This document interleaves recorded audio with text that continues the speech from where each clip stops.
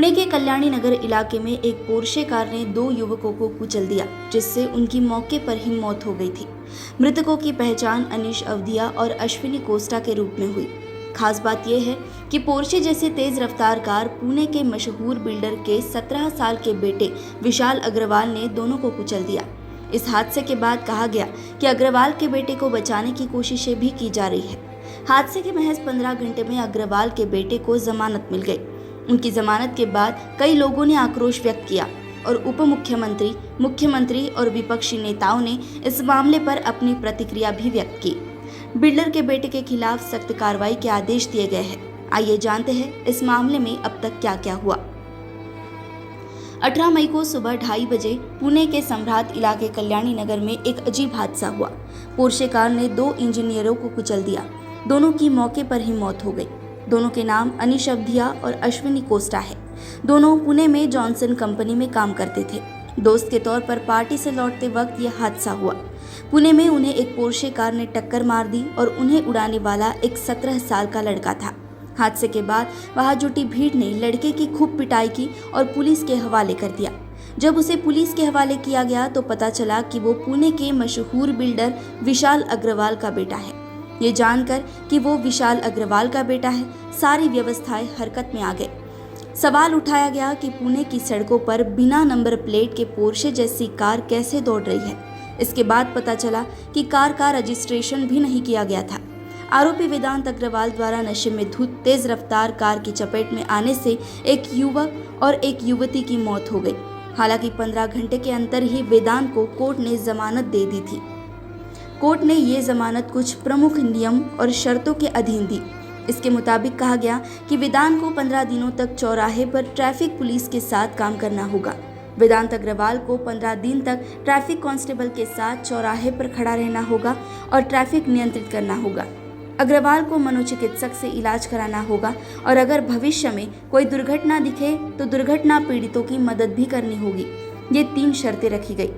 वेदांत अग्रवाल पर आईपीसी की धारा 304 यानी लापरवाही से मौत की धारा 304 के तहत मामला दर्ज किया गया। पुलिस को शक है कि आरोपी ने शराब पी रखी थी, इसके लिए उसके खून की जांच की गई। हालांकि इस टेस्ट की रिपोर्ट आने से पहले ही कोर्ट ने वेदांत को जमानत दी थी। वेदांत को जमानत मिलते देख कई लोगों ने अपना गुस्सा जाहिर किया। इसके बाद इस मामले का चौंकाने वाला सीसीटीवी फुटेज भी सामने आया। विशाल अग्रवाल के बेटे ने स्वीकार किया कि मैं शराब पीता हूं और मेरे पिता ने ही मुझे गाड़ी चलाने की इजाजत दी थी। इस मामले में अब राजनीतिक मोड़ ले लिया है। मामले पर उप मुख्यमंत्री देवेंद्र फडणवीस ने भी प्रतिक्रिया दी है। उन्होंने आरोप लगाते हुए कहा कि विशाल अग्रवाल के बेटे के साथ पुलिस विशेष व्यवहार कर रही है। देवेंद्र फडणवीस ने यह भी निर्देश दिया कि यदि इस मामले में आरोपियों के साथ कोई विशेष व्यवहार किया गया था तो उस समय के पुलिस स्टेशन के सीसीटीवी की जांच करें और यदि ये सच है तो तुरंत संबंधितों के खिलाफ निलंबन की कार्रवाई करें। इस मामले में अजित पवार के विधायक सुनील टिंगरे पर इस मामले में पुलिस पर दबाव बनाने की कोशिश करने का आरोप लगा था, लेकिन चूंकि विशाल अग्रवाल परिचित थे इसलिए रात को उनके पास फोन आया। विधायक सुनील टिंगरे ने कहा कि वो सुबह 3 बजे पुलिस स्टेशन गए लेकिन पुलिस पर दबाव नहीं डाला। विशाल अग्रवाल के खिलाफ मामला दर्ज किया गया था। उसके बाद विशाल फरार हो गए। हालांकि पुणे पुलिस और छत्रपति संभाजीनगर पुलिस ने संयुक्त कार्रवाई करते हुए विशाल अग्रवाल समेत ड्राइवर और एक को गिरफ्तार किया। इस मामले में होटल काजी के मालिक प्रहलाद भूतड़ा और मैनेजर सचिन काटकर, होटल ब्लैक के संदीप सांगले और बार काउंटर जयेश बोनकर को भी गिरफ्तार किया गया था। पुणे में हुए भीषण हादसे पर पुणे पुलिस की जांच पर सवालिया निशान उठ रहे हैं। इसलिए विधानसभा में विपक्ष के नेता विजय वडेट्टीवार ने मामले की न्यायिक जांच की मांग की है।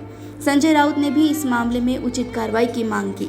मुख्यमंत्री एकनाथ शिंदे ने राजनीतिक दबाव में नहीं आने और किसी का समर्थन नहीं करने का आदेश दिया।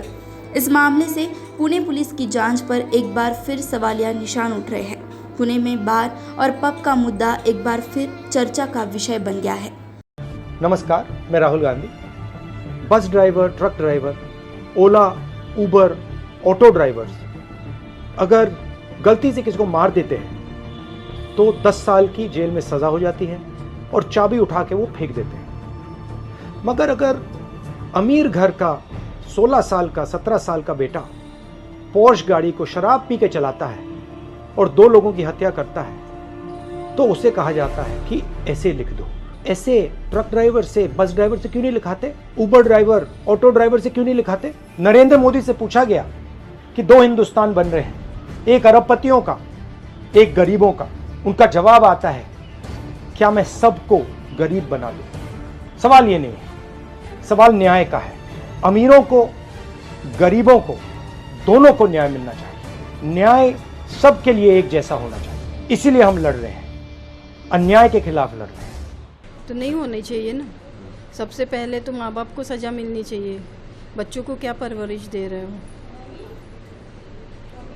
और इतना बड़ा हादसा दोबारा ना हो तो कानून ने भी कुछ कार्रवाई करनी चाहिए कि मतलब उसको एक वो मिलना चाहिए कि अगली बार से वो ऐसा कुछ ना करे।